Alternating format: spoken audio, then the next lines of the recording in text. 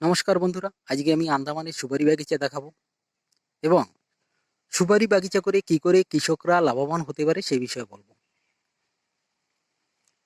এই যে দেখছেন সুপারির চারা, এই চারাগুলি প্রতিটা একটা ডিস্টেন্সের লাগানো হয়, যে ডিস্টেন্স নির্ভর করে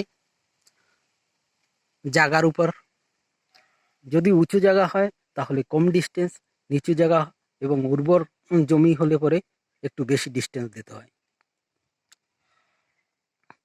এই চারাগুলি পুরনো গাছের বীজ থেকে বানানো হয়, তাহলে ভালো হয়।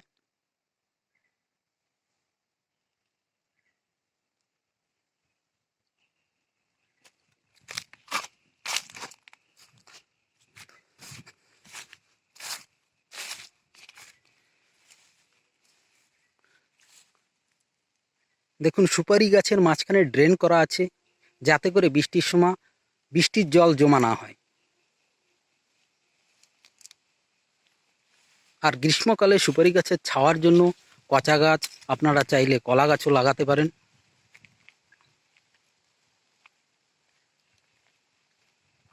গ্রীষ্মকালে 4 মাস অবধি সুপারি গাছে জল দিতে হয়, প্রতি 1 সপ্তাহ পর পর জল দিতে হয়।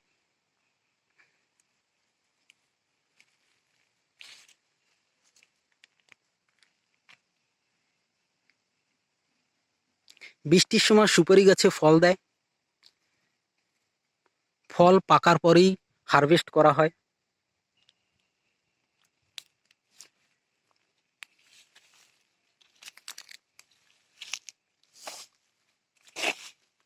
আন্দামানের সুপারি সব মেনল্যান্ডে বিক্রি হয়। এখানে সুপারির রেট 200 থেকে 300 টাকা।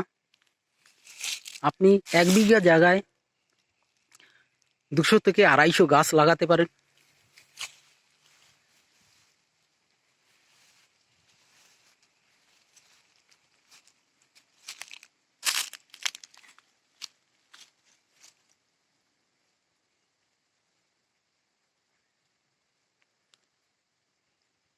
এখানে বেশিরভাগ কৃষকরা নালা না হলে পুকুর, পাতকুয়া এসব থেকেই জল সেচ করে।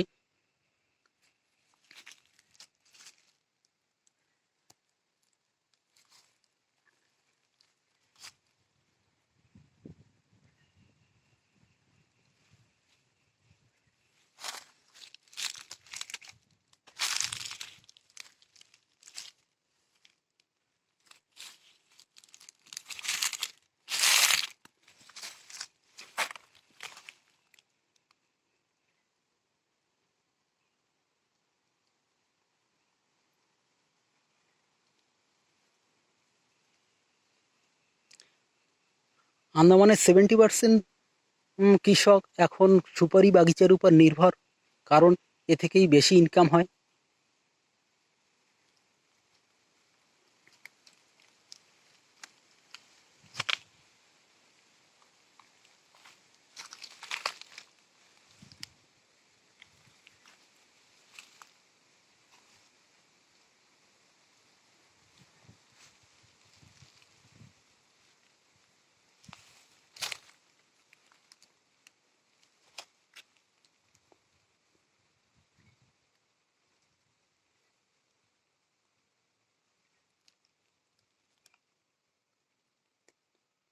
সুপারির 3-4টি ভ্যারাইটি আছে, যেমন মঙ্গোলিয়া, লোকাল ভ্যারাইটি।